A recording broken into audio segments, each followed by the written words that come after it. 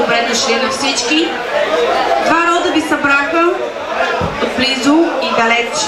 Един прекрасен повод – сключването на брачен съюз между Марианка и Георги. Честитим ви веселбата в днешният празник. Младоженците и кумовете нетърпеливо чакат край входната врата. Приканвам ви да станете на крака и да ги посрещнете с бурни аплодисменти!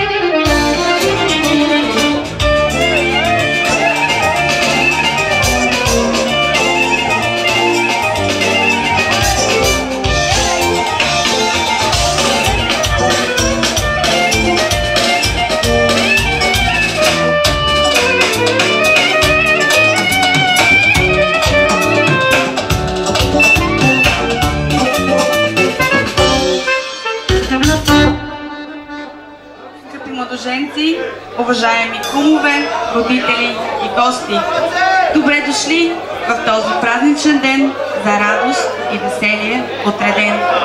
Празник е на младостта, радостта и на победата на любовта. Тук са вашите най-близки и обичани хора, пред които трябва да заявите желанието си, да сключите и живеете щедър съюз. Вие, Марианка Красимирова Илиева, съгласна ли сте да вземете за съпруг Георги Методиев Илиев? Малко по-силно? Благодаря ви. Вие, Георги Методиев Илиев, съгласна ли сте да вземете прекрасната Марианка Красимирова Илиева за ваша съпруга? Можеш да мислиш.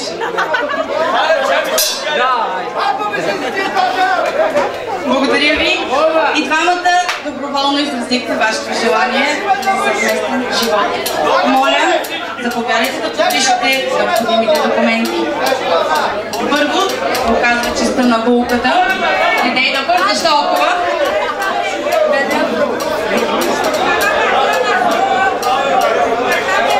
Благодаря, младожете.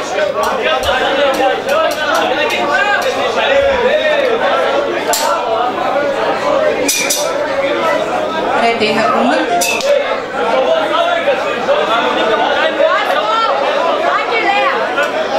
Комата, разбира се.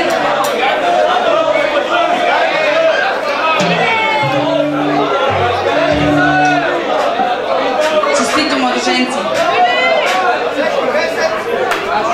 Мили младоженци, днес вие събрахте два рода на свои приятели. Ще помоля за малко тишина, ако уважавате младото семейство. семейство. Ако обича публиката, гостите запазят малко тишина.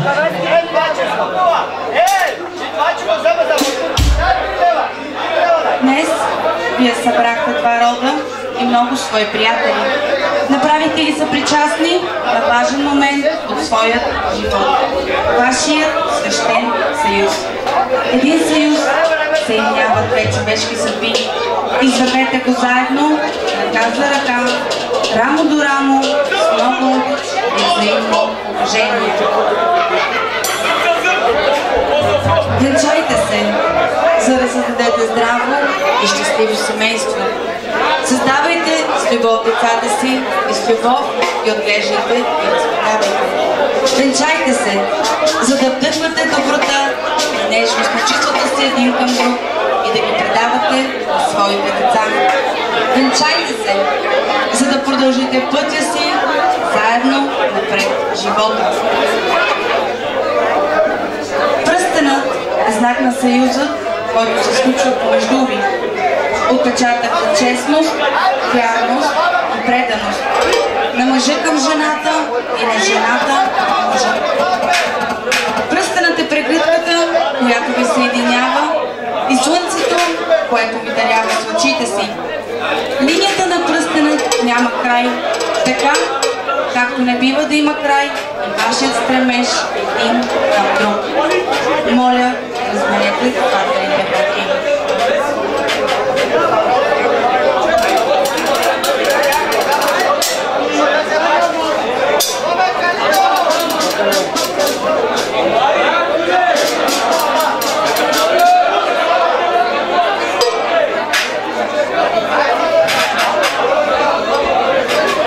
Мили младоженци, обичайте се така, както българинът впечатлява.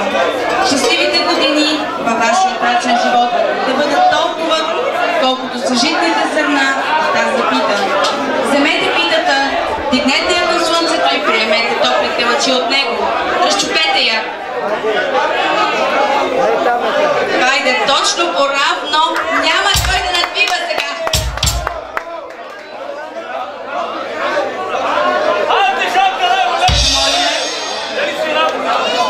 Ще помолиме кумата да захрани моето семейство.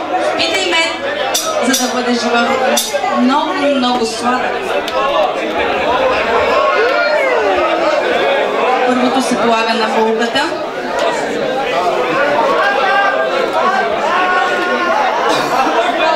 Лъжи, тя вече е излъгана.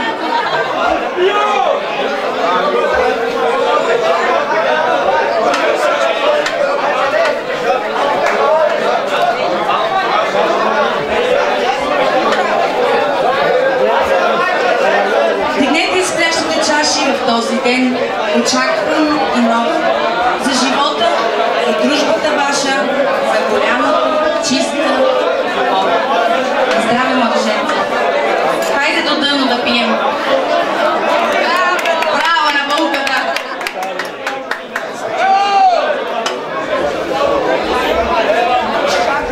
От днес нататък вие сте съпруг и съпруга. Свързани навек с венчило. Един ще бъде пътят ви и нека са благословени дните ви. Обичайте се в радост и тъга, щастие, лъка, богатство и бедност. Обичайте се, защото пламъкът на любовта ще спасти така. Почитайте родителите си, отглеждайте с много обич и топлота децата си. Сърцата на всички днес, които сме тук, вашите родители, кумове, близки и приятели, са изпълнени с много обич и най-добри пожелания на вас. Живейте в единомислие, здрав разум, мир, щастие и благоденствие в вас. И нека първата брачна целувка да увековечи вашия свещен съюз. Горчиво!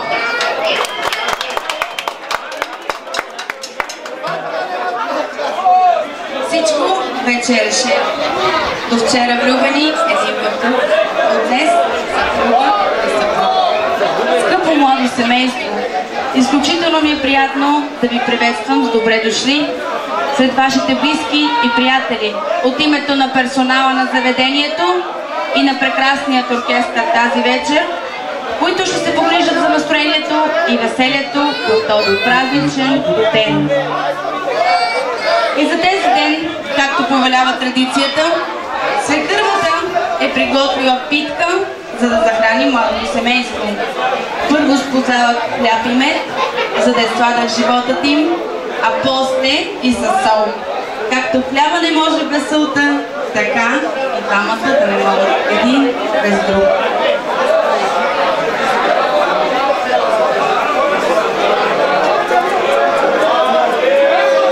Първият залък за снахата, сега разбира се и за сина.